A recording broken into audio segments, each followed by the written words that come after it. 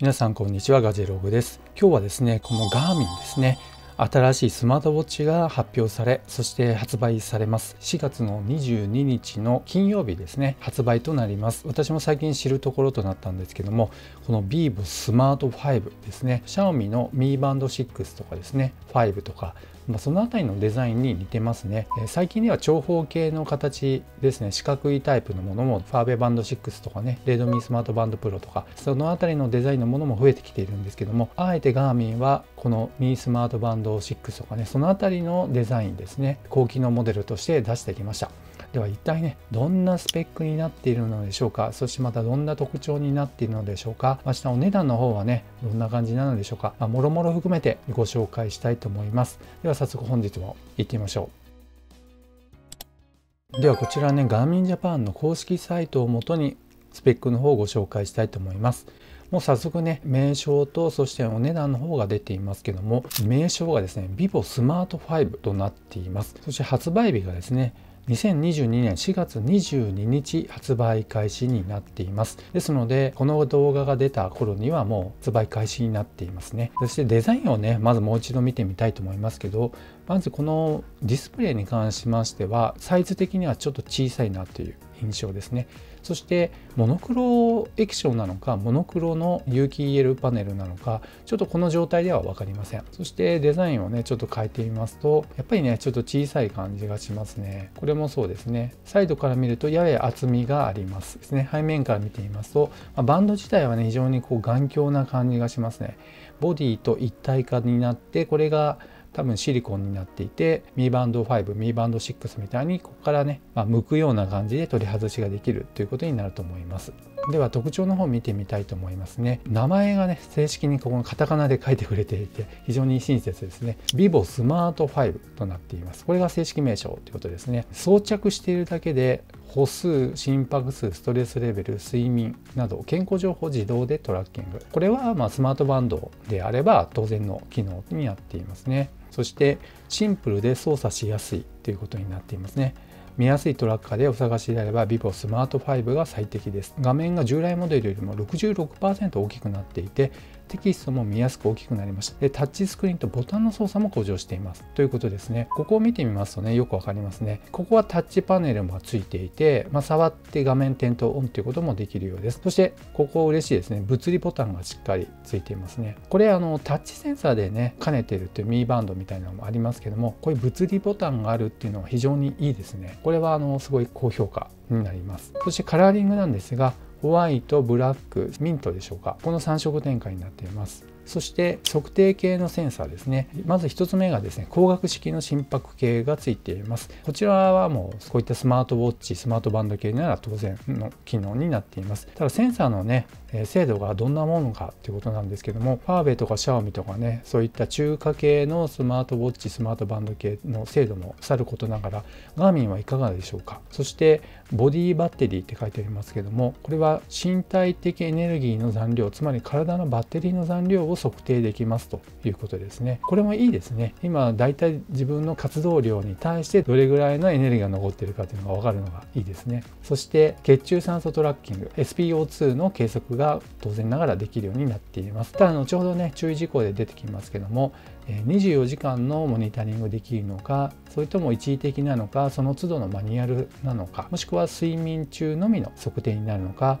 そのあたりもね後ほどスペックの方を見てみたいと思います。そして睡眠スコア付きの先進の睡眠モニタリングということですね。やっぱりね睡眠モニタリングやっぱついていてほしいので、これは嬉しい機能になります。そしてストレスレベル計測でブレスワークアクティビティってありますけども、おそらくマインドフルネスみたいにね呼吸を整えるための機能になります。また水分補給トラッキングですね。これもスマートウォッチの種類にもよりますけど、ついているものも他社でもありますね。水を飲んでくださいよっていうことですね。で飲んだものを記録していくということになります。そして呼吸数ってありますけども、1日を通した呼吸の数を計測してくれるっていうのはこれすごいですね。睡眠中の呼吸、ヨガ最中の呼吸数を記録します。呼吸の数はちょっとすごいですね。 BPM って書いてありますけどもね、1分間でどれぐらい呼吸したのかということだと思います。すごいですね。そしてフィットネス年齢とありますけども、これは実年齢や毎週の活動、安静時の心拍、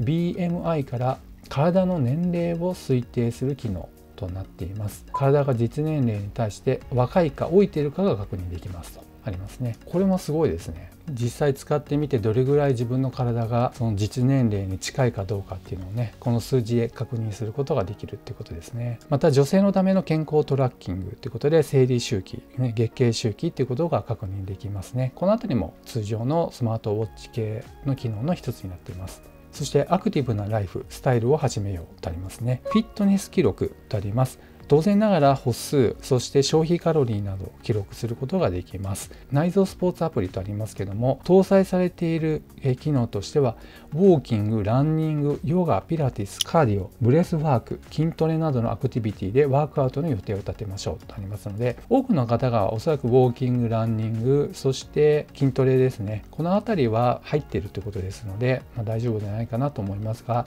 100何種類とかね、他社でやっていますけど、そういった感じではなさそうです。そしてコネクテッド GPS とありますね。互換性のあるスマートフォンの GPS に接続することで、屋外でのウォーキングやサイクリング、ランニング時にも正確にトラッキングすると書かれていますので、このあたりもね、通常のスマートウォッチ系の機能の一つになっています。そして日常使いに便利な機能とありますね。どんな機能でしょうか。まず通知機能があります。スマートフォンとペアリングすれば、ウォッチで電子メールやテキスト、アラートを受信できますとありますね。そして Android スマートフォンならテキストに返信することもできますとありますね。つまりこれはスマホに届いたメールとメッセージ等ですね、またアプリの通知をこちらで受信することができますよと書いてあります。そしてセーフティー&トラッキング機能とあります。互換性のあるスマートフォンに接続すると、選択した屋外アクティビティおよびアシスタント中の自己検出機能により、緊急連絡先にメッセージと現在地の位置情報が送信されますと。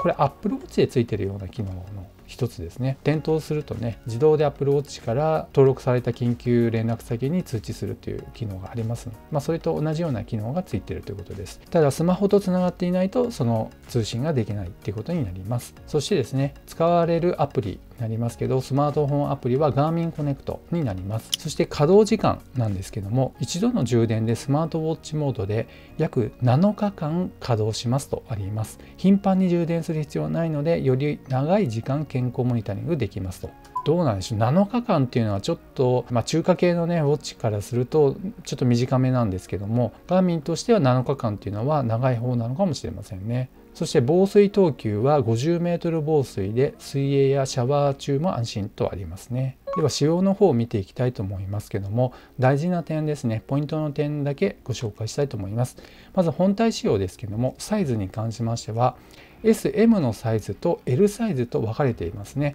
ですので自分の腕周りのサイズをちゃんと調べて適切なサイズのモデルを選ぶということになります。でもこれでね、バッテリーサイズが変わってしまうっていうのがモデルによってはあるんですけど、これはちょっと違いは書いてありませんので、どっち選んでもバッテリーのね稼働時間に関しては約7日間ということになると思います。そしてディスプレイのサイズ、そして解像度はちょっと低めですね。そしてディスプレイのタイプは OLED ということです。ですので有機 EL パネルで、液晶パネルではありません。重量ですね、当然ながら SM サイズの方が軽くなりますね。 24.5g、 L は 26.5g。 稼働の時間は先ほどお伝えしたように約7日間とありますので、これよりねきっと少ないわけですね。睡眠中の血中酸素トラッキング無効時であれば約7日間になっていますので、終日 SpO2 測定をオンにしているとおそらくもっと短いっていうことになると思いますね。 SpO2 測定のとこなんですけども、3つのねモードがあるってことですね。スポットチェック、これは任意で